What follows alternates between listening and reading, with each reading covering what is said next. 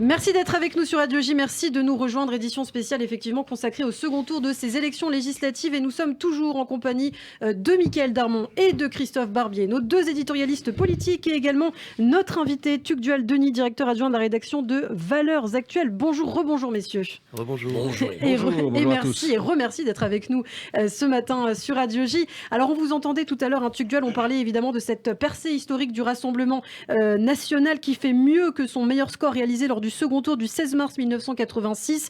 À l'époque, il faut rappeler que le parti de Jean-Marie Le Pen avait obtenu pour la première fois 35 députés grâce au mode de scrutin à la proportionnelle à un seul tour. Oui. Voilà, et je vous voyais tout à l'heure, Mickaël Darmon, réagir à ce que disait Tugdual. Alors, est-ce que vous avez peut-être une question à lui poser ?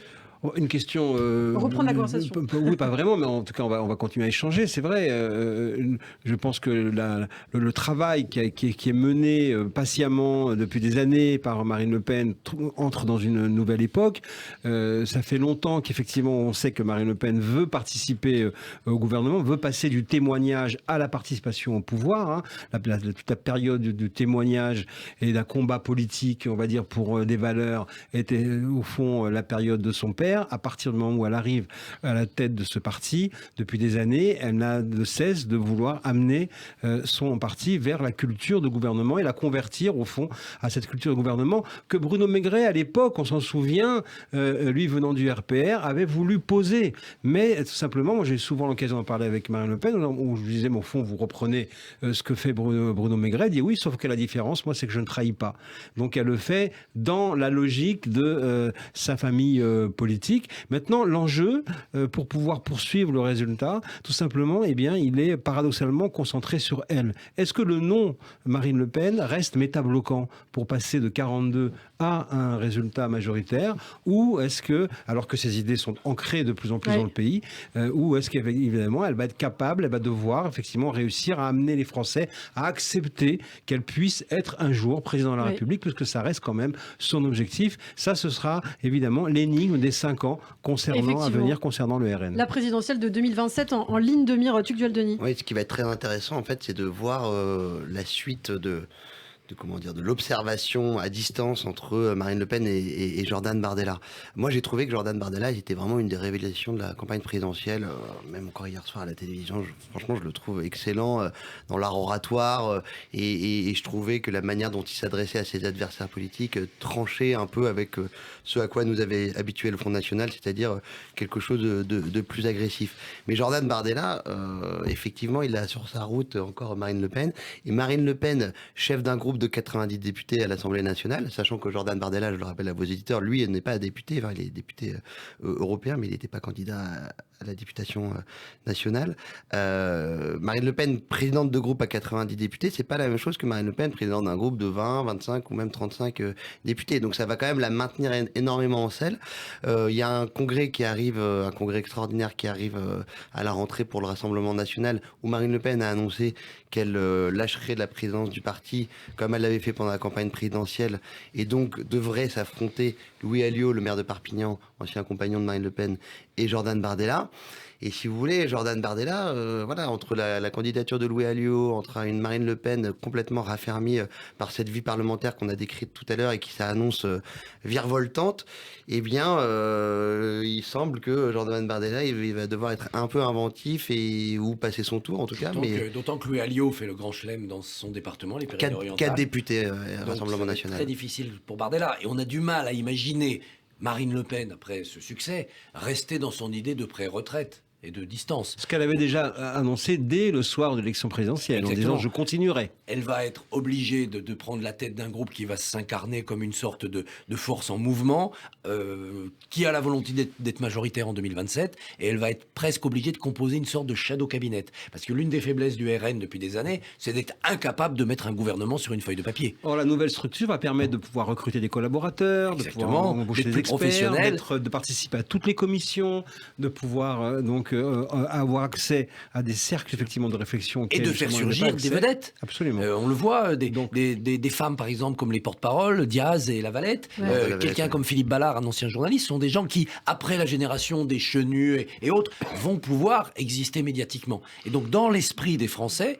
l'alternance avec une droite très très dure, voire le RN, deviendra une possibilité. Mais ça va être un vrai test, parce qu'effectivement, le futur secrétaire général du groupe Rassemblement National à l'Assemblée, tous les collaborateurs, la manière dont ils vont se comporter en commission, mais aussi aux questions au gouvernement pour la forme, j'allais dire, et en commission sur le fond, est-ce qu'ils vont être créatifs en termes de propositions de loi, c'est un vrai point d'interrogation, parce que jusque-là, même quand le RN est aux manettes, même quand le RN accède à quand même pas mal de responsabilités, ça a déjà été le cas au Parlement européen, ils avaient quand même un gros groupe, à l'Assemblée nationale, honnêtement, ils n'en ont pas fait non plus jusque-là énormément, et il y a quand même une tradition, une mauvaise habitude quand même dans ce parti à parfois s'entourer de gens qui sont fidèles, qui sont loyaux, qui sont des compagnons de route depuis longtemps, plutôt que à miser sur la professionnalisation. C'est vrai, mais là justement il y a la mutation sociologique qui peut se faire aussi sur le terrain, parce qu'on voit bien qu'en termes de circonscription, le RN étant tellement sorti de ses zones traditionnelles, ayant tellement récupéré de circonscriptions appartenant traditionnellement à LR, qu'il y a aussi tout un nouveau personnel qui peut être attiré, notamment par la jeune génération, qui peut être aspiré par cette capacité ou cette tentation ou cette possibilité d'accéder au pouvoir. On disait tout à l'heure, au fond, le vrai grand remplacement de cette campagne, c'est celui tout simplement de LR par le RN. Et d'ailleurs, vous faites bien d'inciter Mickaël Darmon sur effectivement la nouvelle répartition territoriale du Rassemblement National, parce que avant, si vous voulez, il y avait une forte opposition entre RN du Nord et RN du Sud. Le RN du Sud était quand même un peu plus faible, étant un peu plus faible que le RN du Nord, et sachant que le RN du Nord incarnait la branche sociale et le RN du Sud la branche identitaire. Bon, là c'est vrai que le Rassemblement National s'est raffermi sur ces deux jambes, c'est-à-dire qu'ils ont fait des très bons scores dans le Nord, des très bons scores dans le Sud, et en plus dans l'Oise, dans quelques départements comme en Gironde, en Nouvelle-Aquitaine, effectivement. Un mot sur Édouard Philippe, dont vous êtes un spécialiste, Hugues Duhaldenis. S'il avait manqué 3 ou 4 voix à la majorité relative d'Emmanuel Macron, le rôle d'Édouard Philippe aurait été fondamental. Avec son groupe Horizon, aller débaucher quelques amis de LR. Là, c'est tellement plus vaste. Est-ce qu'Édouard Philippe peut encore être le moteur de cette majorité si affaiblie ? Honnêtement, moi j'ai tendance à penser que oui, non pas parce que je suis son biographe et que j'ai perdu toute lucidité, en tout cas j'espère pas, mais parce que de toute façon on nous annonce depuis, si vous voulez, un an la fin de l'utilité politique d'Édouard Philippe. Or, j'ai trouvé qu'il avait fait une campagne présidentielle honnêtement très vivace, c'est-à-dire qu'il a fait énormément de meetings, un peu comme Bruno Le Maire d'ailleurs, mais sinon on n'a pas beaucoup vu de membres du gouvernement ou de tête de pont de la Macronie faire campagne présidentielle, à commencer par Emmanuel Macron lui-même, qui était aux abonnés absents. Puis pendant l'entre-deux tours, il a été très actif aussi. C'est le seul qui a fait campagne pendant les législatives, et vous voyez que lui, son taux d'élection de député Horizon est plutôt bon. Il avait 58 circonscriptions, 44 au second tour, 26 élus, quoi. Voilà. Alors, c'est pas si mal. C'est pas si mal, honnêtement. Et mais qu'en faire ? C'est ce qu'on lui a annoncé. Mais qu'est-ce qu'il va en faire ? Mais moi, je crois qu'il va en faire. En fait, il y a très peu de personnages de politique de premier plan en Macronie, surtout depuis l'élimination de Richard Ferrand et de Christophe Castaner. Emmanuel Macron, on a vu qu'il était un peu en retrait ces dernières semaines, ces derniers mois. Et il y a la place pour des personnalités qui pourraient incarner, qui pourraient être clairement des têtes de gondole de la Macronie, qui sont capables de faire de grandes interviews, qui sont capables d'être populaires quand ils se rendent sur des marchés. Donc je crois que l'avenir politique d'Édouard Philippe, honnêtement, il est loin d'être obéré. Juste peut-être un tout petit bémol, la question pour Édouard Philippe, c'est comment pourra-t-il maintenant exercer sa singularité dans un groupe où il faut absolument montrer la solidarité numérique.